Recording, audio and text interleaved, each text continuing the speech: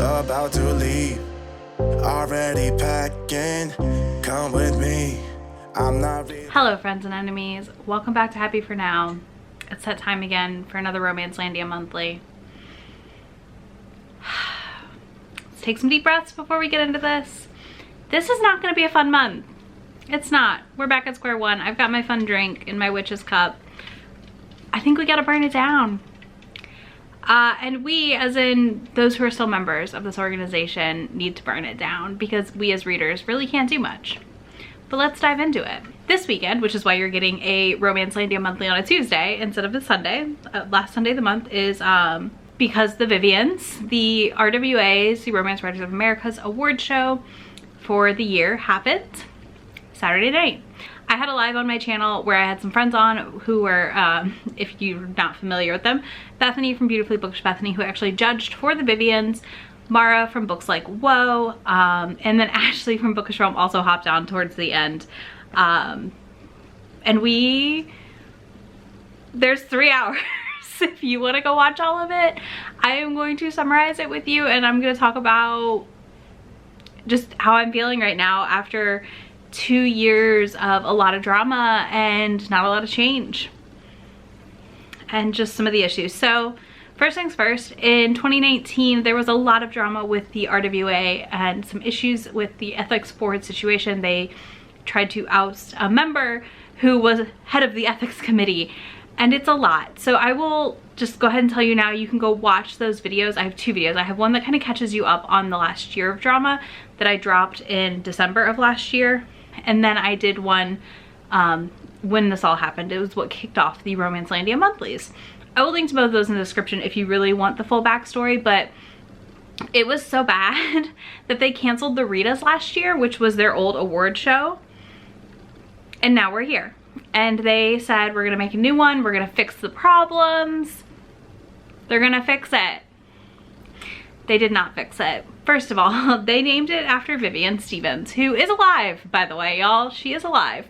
A lot of people think she's dead. She's not. She is alive, retired in Houston, I think Texas still, or somewhere in Texas. And she is one of the founders of the RWA, and a Black woman who helped bring the romance industry to where it is today, into the multi-billion-dollar industry it is today. Like, she helped create this. And basically got kicked out. She got ousted by people because people are shitty. Unsurprising. I'm gonna link to an article in the Texas Monthly in the description for y'all to go read about Vivian. I highly recommend it. I think this is a wonderful use of your time. It is a beautiful article. It's really good. Highly, highly recommend you read it. So you need to know that going into this as we talk about the Vivians. So they said, we're gonna make a new award. We're gonna call it the Vivians after Vivian Stevens, one of our founders, someone very important to the romance history and the genre and how categories got started in the States, and so many things, y'all. And then they released the rubric. And I've been very vocal since the rubric came out. I said I debated if I would judge. I ultimately decided not to because I did not agree with the rubric. Did not agree with certain things in the rubric. And those things for me came down to the fact that there was no way to flag something as problematic or not a romance. And one of the rubric scoring items was grammar, which eliminates a lot of indie authors that I already read because they write with AAVE. And a lot of the other authors I read who are, you know, BIPOC don't write in what would be grammatically correct to a Karen, to someone who they don't write in what would be grammatically correct to someone who's a racist and already going to be biased. Especially when the previous year's Readas were canceled because you literally could turn on the anti-racist training, your bias training, to be an unbiased judge as much as possible. We're all gonna have some sort of biases to an extent. You could just put it on and walk away. There was no follow-up. There was no confirmation you took it. And from the sounds of it, this year's training, not much better. And then in May, we got all the finalists.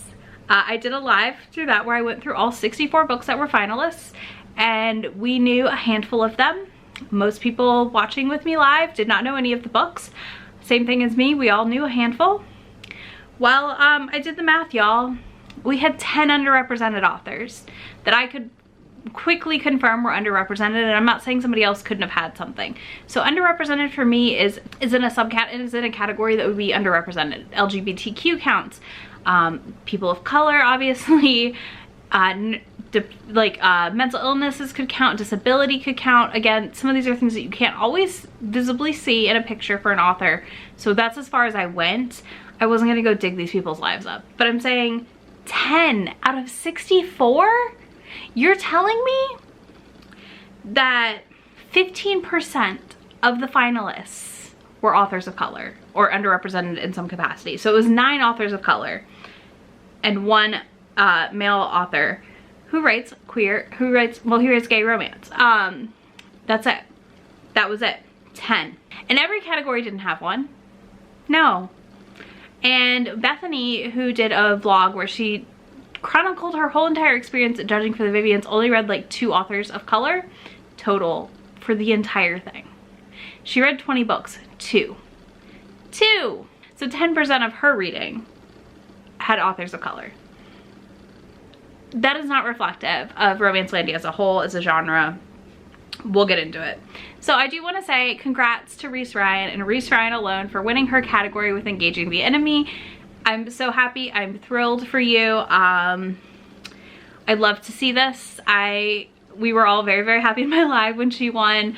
If you want to read this book with me and a bunch of other people, I am reading it with the Romance Sparks Joy group this month for August. Hopefully Reese will join us for a little interview also at the end of the month. The reader chat will be at the end of the month. It's in Discord. I will link it down below for you.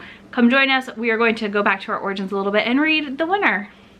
Before we read the nominees, this time we're going to read the winner for the Vivians. So come join us.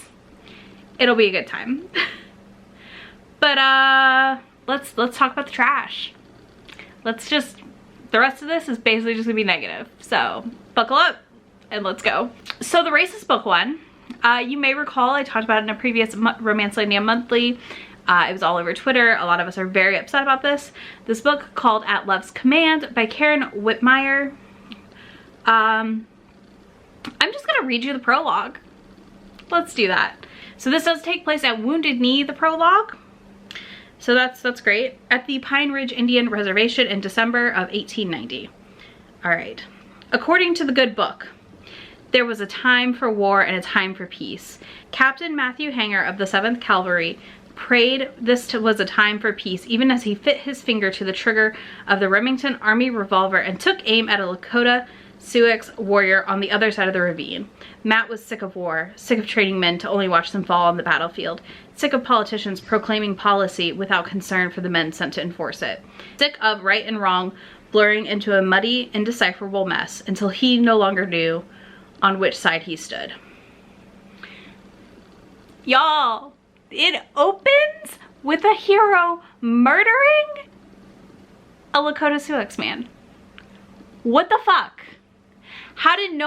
First of all, because of the rubric, no one could go, excuse me, there's a problem.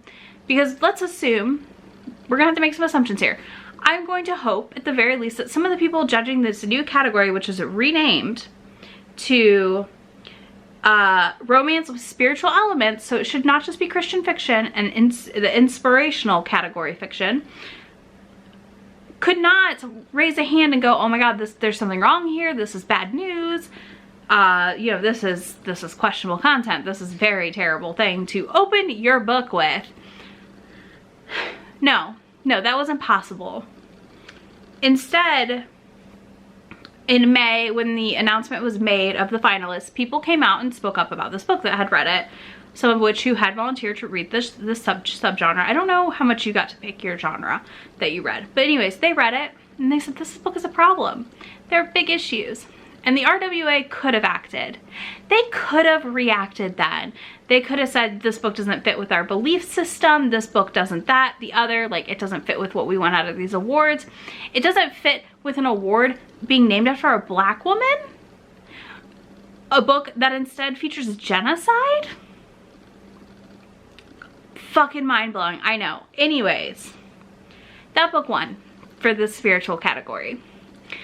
And yeah, of course it did, because I question if the people who judged that category would have saw the discourse and said, fuck you, I'm rating this book higher so it wins now. Because at the end of the day, these books, these evangelical Christian romances are white supremacy books. And that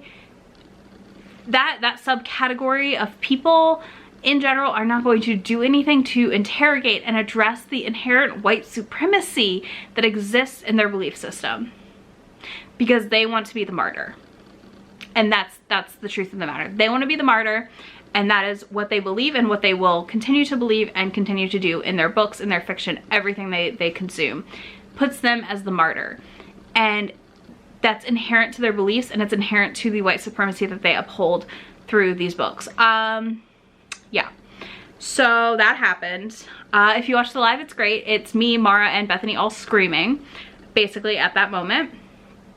So yeah, I'm very angry about this book. I am so mad at the RWA for not taking any actions when they had months to do something, and instead they let that book win. And then at the end of the awards, they said they're sending all the books to Vivian, and I am thinking, God, you're gonna send this terrible book to her. Why? So some Twitter discourse, of course, happened around this book. A lot of us obviously are very upset about it. Very angry. You know, the RWA has been telling us they're doing work, they're doing things to change and to make things better, but I think from what we can see as a reader and as a viewer on the outside, we're not seeing any changes. So some Twitter discourse came about, and I really want to read this tweet from Jean Adams. She says that she sat on the RWA board and can tell you that they discussed all of these things. The problem, like about the books nominated and the issues, problem is some board members are elected because people don't want things to change. Contests are inherently flawed, but the Vivians is a work in progress. Still some tweaks necessary, obviously, but it's going the right way. Yes and no. I disagree to an extent, because the other thing we have to consider here is who is left at this organization to elect people that give a fuck. Because a lot of them left 2 years ago. A lot of them left in 2020 when their dues were up. They said, I'm done. I'm not coming back. And, you know, they had massive bleed out over that, over Damon Suede being a jackass. Like, who in this organization is still there really trying to affect change and isn't just running against nonstop brick walls? Because most of the people who are left, in my opinion at this point, for the most part, are probably people who don't want change. They are happy to continue to uplift this narrative, to not fight against these issues and not be representative of the romance genre.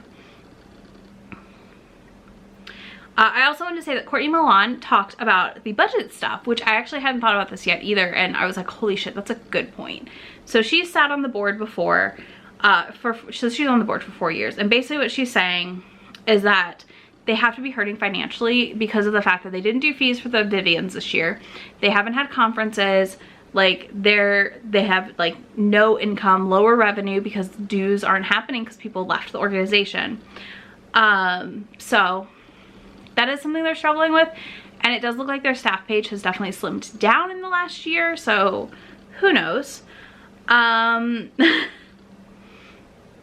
I guess the next thing is like, what do I think needs to happen, or what can we do as readers to affect change? So first of all, if you're watching this and you're an author and you're still a member of the RWA, I would love to know why, and if you feel like you're able to affect change as an author in the organization still, or if this is a burn it all down. I personally am of the stance that we need to burn the RWA down. We need to let it go, let it die, and let something better come along, because already a lot of the big chapters have separated themselves from the RWA, rightfully so, because it's impossible to stay a member to an extent, you know, and to want to still be part of this when they have done nothing.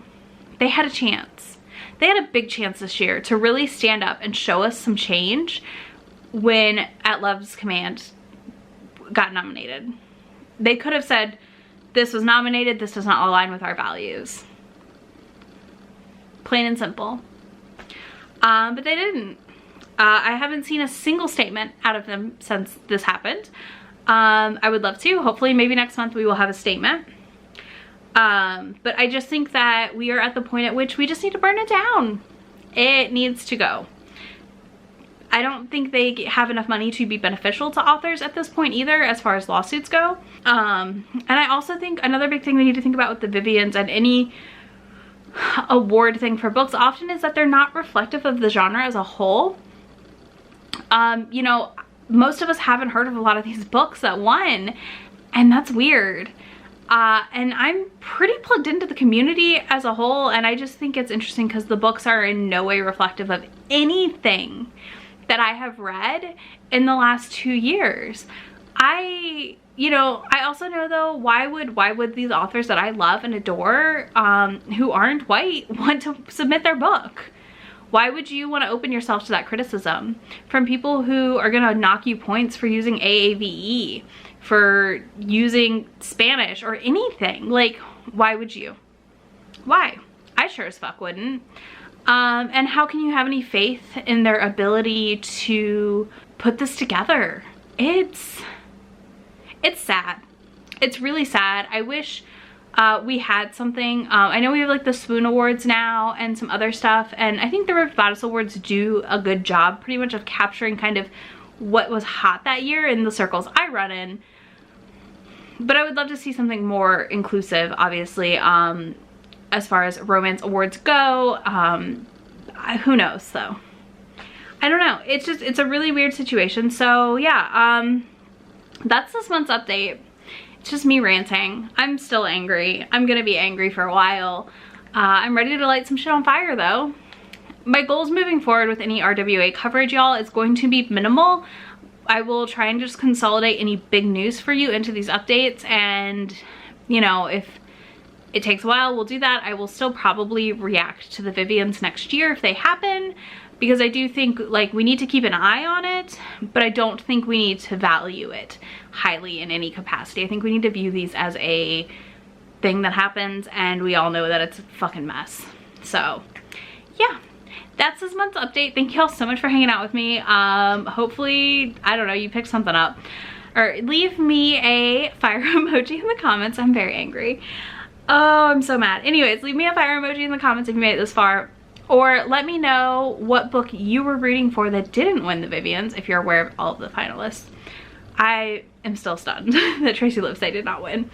Anyways, you will find links to Be My Friend anywhere on the internet in that description box, as well as links to any of the articles or tweets I mentioned. And yeah, I will talk to y'all soon. Bye. About to see the world in action, what we can be, life with no distraction.